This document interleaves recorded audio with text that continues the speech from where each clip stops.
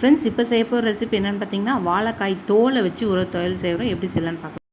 வாழைக்காவை நம்ம கடாயில் போட்டு வேக வைக்க போகிறோம். ஒரு 10 நிமிஷம் இருந்தால் போதும், வேகட்டும். ஃப்ரெண்ட்ஸ், நம்ம வாழைக்காய் பொடி மாஸ்க்கு நம்ம வாழைக்காவை ஒரு 10 நிமிஷம் வேக வச்சோம். வெந்துருச்சு. இப்போ இதை எடுத்துடலாம். வாழைக்காவை இது பண்ணியாச்சு. இப்போ இதில் மேலே இருக்க தோலை நம்ம தனியாக எடுத்துடலாம். எல்லாத்தையும் உரிச்சாச்சு. கொஞ்சம் ஆறணுன்னு தோல் உரிங்க. சூட்டில் உடனே உரிக்க வராது. இப்போ இதை இந்த தோலை அப்படியே தூக்கி போட்டுற வேணாம்.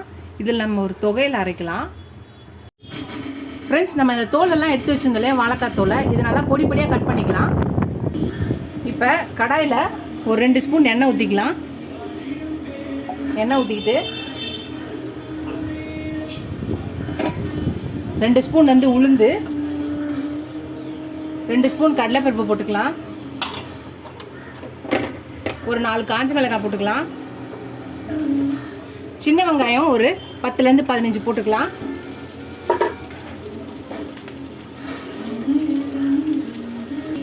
ரெண்டு கொத்து கருவேப்பிலை போட்டுக்கலாம்.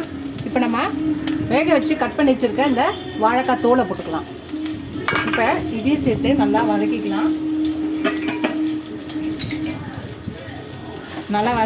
நம்ம வாழைக்காய் தோலை ஏற்கனவே வேக வச்சு தான் வச்சுருக்கோம். அதனால் லைட்டாக வதங்கினாலே போதும். வெங்காயம் நல்லா வதங்கினா போதும்.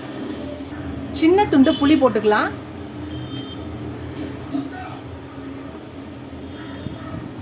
ஒரு கை தேங்காய் துருவல் போட்டுக்கலாம்.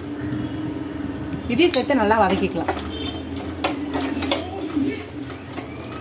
இனிமேல் வாழைக்காய் தோல் இருந்தால் நம்ம தூக்கி போட வேண்டிய அவசியமே இல்லை. இந்த மாதிரி நீங்கள் தொகையில் அரைச்சிட்டிங்கன்னா, காலையிலே அரைச்சிட்டிங்கன்னா புளி போடும்போது அது நீங்கள் மதியம் லஞ்சு கூட அது நீங்கள் இதை லஞ்ச் பாக்ஸுக்கு இந்த தொகையில் பிசைஞ்சு தரலாம். காலையில் டிஃபனுக்கு இட்லி, தோசை, சப்பாத்தி கூட இது நல்லாயிருக்கும். மதியம் லஞ்சுக்கும் நீங்கள் இதை தொகையில் பிசைஞ்சு லஞ்சு கொடுக்கலாம். இது நல்லா வதங்கட்டும். இதுக்கு தேவையான அளவான உப்பு போட்டுக்கலாம். இப்போ எல்லாத்தையும் நல்லா மிக்ஸ் பண்ணிவிட்டு இதை ஆறினோடனே மிக்ஸி ஜாரில் போட்டு அரைச்சிக்கலாம். நல்லா வதங்கிடுச்சு. இதை எடுத்து மிக்ஸி ஜாரில் ஆறினோன்னு போட்டு அரைச்சிக்கலாம். ஃப்ரெண்ட்ஸ், பாருங்கள், நம்மளோட வாழைக்காய் தொகையில் ரெடி ஆயிடுச்சு. அவ்வளோதான், நம்மளோட வாழைக்காய் தொகையில் ரெடி ஆயிடுச்சு. பாருங்கள், இதை நீங்கள் தாளிக்கணும்னு அவசியம் கிடையாது. இது அப்படியே சாப்பிட்லாம். இட்லி, தோசை, சப்பாத்தி, ஒயிட் ரைஸ் எல்லாத்துக்குமே ரொம்ப சூப்பராக இருக்கும். காலையில் ரெடி பண்ணிட்டீங்கன்னா மதியம் லஞ்சு கூட இது நல்லாவே இருக்கும். புளி போட்டிங்கன்னா நல்லாயிருக்கும். கண்டிப்பாக புளி போட்டு அரைங்க.